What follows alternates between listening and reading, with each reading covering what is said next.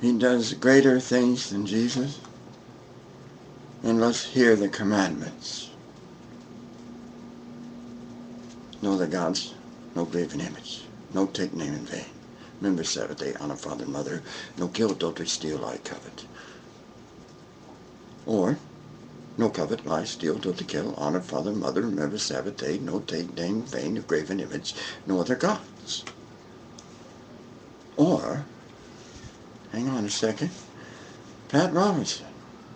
If you don't believe me. Western civilization used to be called Christendom, and the Ten Commandments and the Sermon on the Mount were the foundations of the moral law that governed our conduct. And we had a social contract among ourselves that recognized God as the author of our liberties, and then from that ordered liberty based on the Ten Commandments. But in today's society in America, there has been a war against the Ten Commandments, and I was beginning to think why we accept that as the foundation. Well, the Supreme Court said, no, you will take it out of your schools. Lower courts are now saying, no, take it out of public places. And just recently, a federal judge who happened to be a more recent Yale law graduate ordered the Supreme Judge of the Supreme Court of Alabama to take a Ten Commandment plaque out of the courthouse of the Supreme Court of Alabama. Why? What is the offense of them? Well, I showed you. Number one, commandment number one is no other gods. And that meant that Jehovah, the God of the Bible, was supreme, and there would be no other God. We would worship no other God than Him because He's the supreme God. And the second thing, there would be no idols. We wouldn't make idols and fall down and worship them because God says, I'm a spirit, and you're not going to worship me by setting up a bull or a calf or a snake or a goat or another human being or the sun or the moon or a fish and say that's God. He said, you will not make any idols. You won't make an idol of a human being, and you won't make an idol of anyone else. So we're not to have idols. Well, there are many religions who say, I worship, in Hindus, 1,000,000 gods. The Muslims worship Allah, not Jehovah.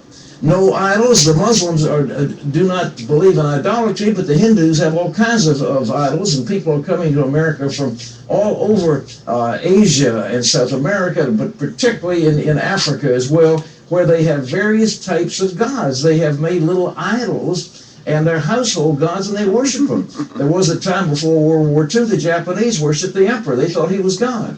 And they have statues of ancestors. No. Just worship God. Can someone else take a life that they haven't made? Then only God has the right to take a life which He has made. No one can do anything to take a life without breaking God's commandment, if thou shalt not kill. The commandment will always be, thou shalt not kill. So no one has the right to shoot one another, or cast stones at one another, or do anything that jeopardizes their life without having consequences upon themselves for doing it. That's why in Matthew 7, Jehovah Jesus, who appeared before Moses in 1 Corinthians 10 also, as the spiritual rock that followed after him was Christ, commanded you in Matthew 7 to judge not, that ye be not judged. For with what judgment ye judge, ye shall be judged, and with what measure ye mete, it shall be measured to you again. And why beholdest thou the mote that is in thy brother's eye, but considerest not the beam that is in thine own eye? Or how wilt thou say to thy brother, let me pull out the mote out of thine eye, and behold, a beam is in thine own eye? Thou hypocrite! First cast out the beam out of thine own eye, and then shalt thou see clearly to cast out the mote out of thy brother's eye. Judge not. It's on page 1305. It's the last part of his Sermon on the Mount, which I know entirely, forwards or backwards. Let's see. Chapter 5, oh yes, and seeing the multitudes. Chapter 6, take heed. Chapter 7, judge not. The endings? 5, be ye therefore perfect, even as your Father which is in heaven is perfect. The ending of 6, take therefore no thought of the morrow, for the morrow shall take thought for the things of itself.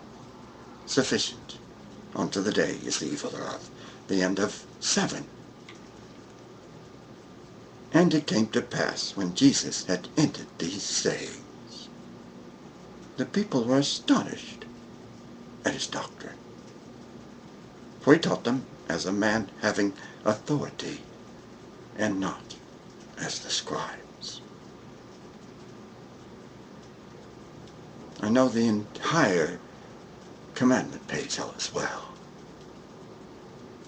And just as Pat had said, I know them. I know the entire Exodus chapter 20, verses 1 to 26, page.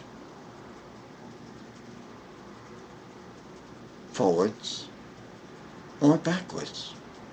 Or just give me a commandment. Say number 10. Thou shalt not covet thy neighbor's house.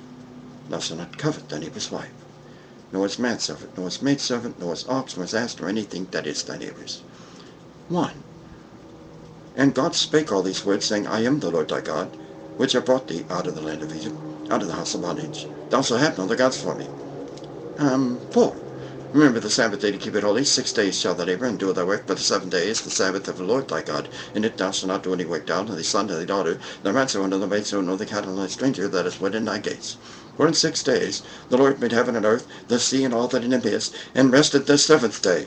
Wherefore the Lord blessed the Sabbath day and honored it. 3. Thou shalt not take the name of the Lord thy God in vain, for the Lord will not hold him guiltless that taketh his name in vain. 5. Honor thy father and thy mother, that thy days may be long upon the land which the Lord thy God giveth thee. Oh, incidentally, in Hebrew, that your days. The 6th one, thou shalt not kill. Something that the officers need to work on, or they'll be killed. The 7th one, thou shalt not commit adultery.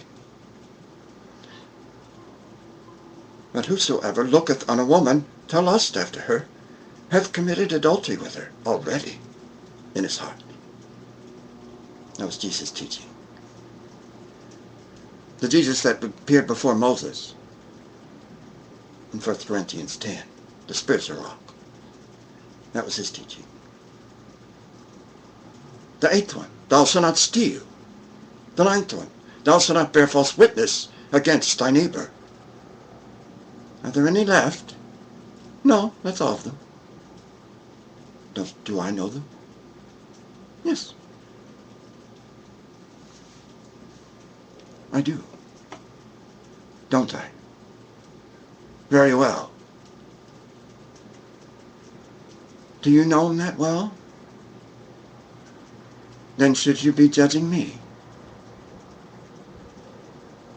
I could be a judge, and you just don't know.